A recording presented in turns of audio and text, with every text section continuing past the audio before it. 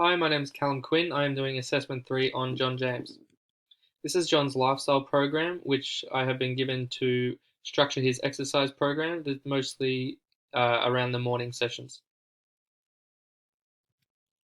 This is assessment results and interpretation with normative values. So for his resting heart rate, this was average. His resting blood pressure was normal, although normal is 120 over 80, he is still in the normal category. His BMI is overweight. His waist to hip ratio is average, good, he's not at any risk. His cardiovascular fitness is poor, considering his goals are to improve his cardiovascular fitness endurance. That was a bit surprising. And then trunk flexibility, his sit and reach score was 7 centimeters. Adjusted best score was 33 centimeters, which is very good. His grip strength, his right arm was weak and his left hand was normal. Abdominal strength, he had 15 sit-ups completed, which is poor for the abdominal endurance test. This is John Witt's 6-week exercise plan, which I've structured up myself. I have included his goals on the left to improve cardiovascular fitness, increase endurance, improve running. Also a mobility attached with a warm-up and cool-down, both around for 10 minutes. Also a side note to train and run with others when possible. Now the time goes from 6 a.m. to 8 p.m. From Monday to Sunday. I haven't included his normal weekly plan, just his exercise. So I've kept the same times for Monday, Thursday, and Friday for walk/run as the program progresses, and 2 endurance-based gym sessions a week at 5 p.m. on a Monday and Wednesday, as well as Thursday, 6 p.m. indoor soccer, which I haven't changed. This is the warm-up and cool-down, both generic, just get blood flowing, full body, mostly with the cool-down is mostly lower body.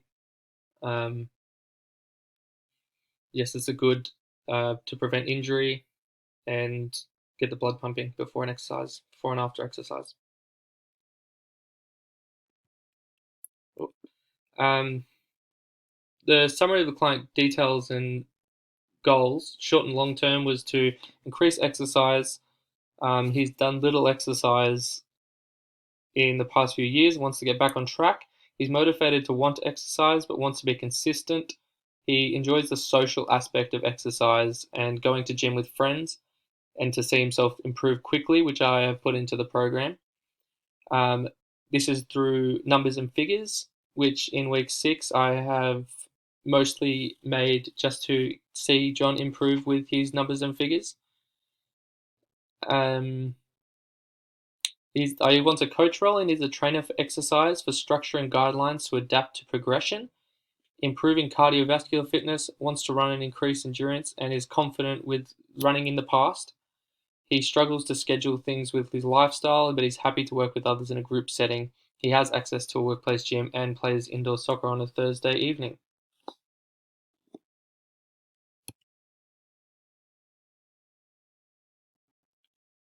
Healthy behaviors in the program are consistency of endurance-based exercise twice a week in the gym and 3 sessions a week outside of the gym.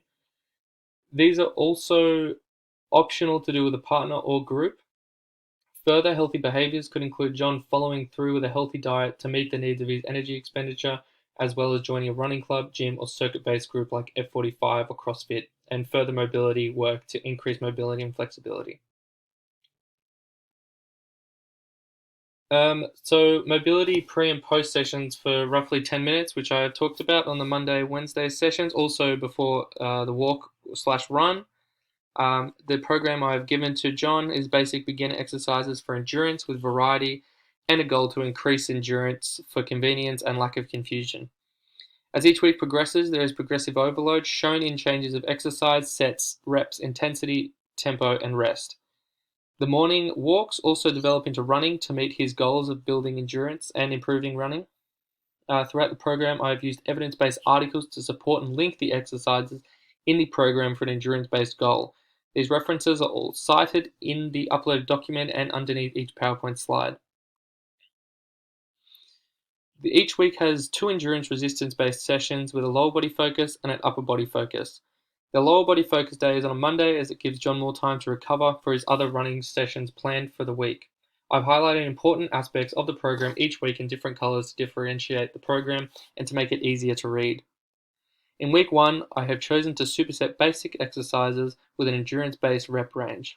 Low intensity, a tempo focused on technique, and 90 seconds rest just in the first week. I've also kept John's morning walk 3 times a week for 45 minutes on the same days. And assisted dips, assisted chin-ups, and abdominal exercises are an essential part of beginners' resistance training programs, as well as a strong base for building a foundation of further training. These are included each week with progressive overload. Week 2 is fairly similar to week 1. Monday walk turns into a run up at the top right, with an increased intensity and reduction of 15 minutes. Bodyweight static lunge is changed to a kettlebell static lunge, and there is variation in the abdominal superset exercise selection.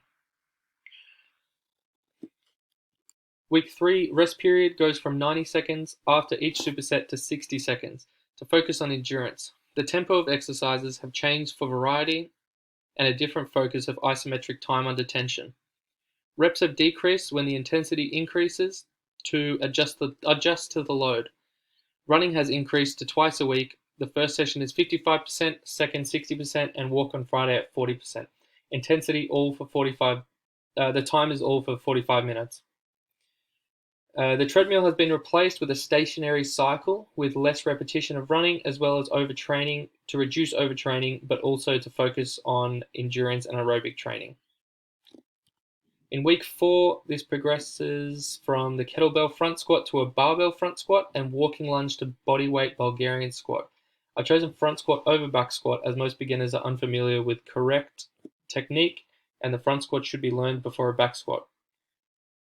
Tempo and intensity throughout week 4 have also increased. The stationary cycle has an intensity of 80% with 1 minute on, 1 minute off to improve aerobic capacity and variety in his training. The bodyweight exercises are also as many reps as possible in week 4 for John to notice his improvement as well as pushing himself physically. This exercise has 90 seconds rest with 1 set for performance-based results. Monday's run is 60 minutes and increased to 65%, and Thursday's run is 45 minutes at 60%. I've also added each week the client comments and RPE after each session for involvement and feedback for me and feedback for how John is going to change the workout. Week 5 continues to increase the intensity, change in tempo, and rest from 60 seconds to 45 seconds to improve endurance.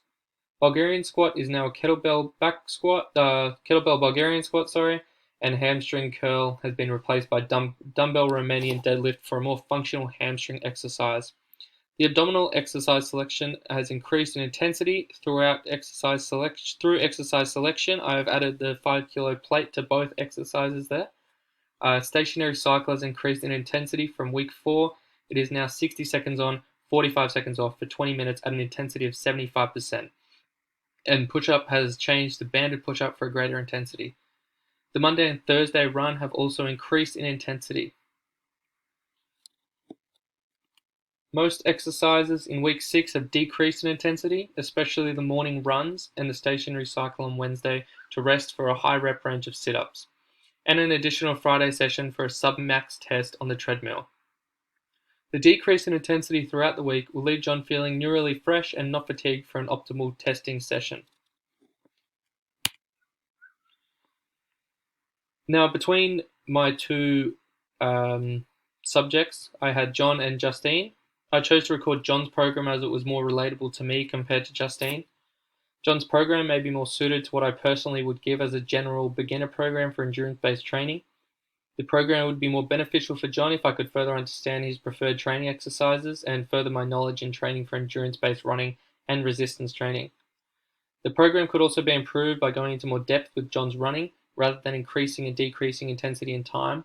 Then again, in 6 weeks, this is time to build John's aerobic endurance base before increasing to more physically demanding training.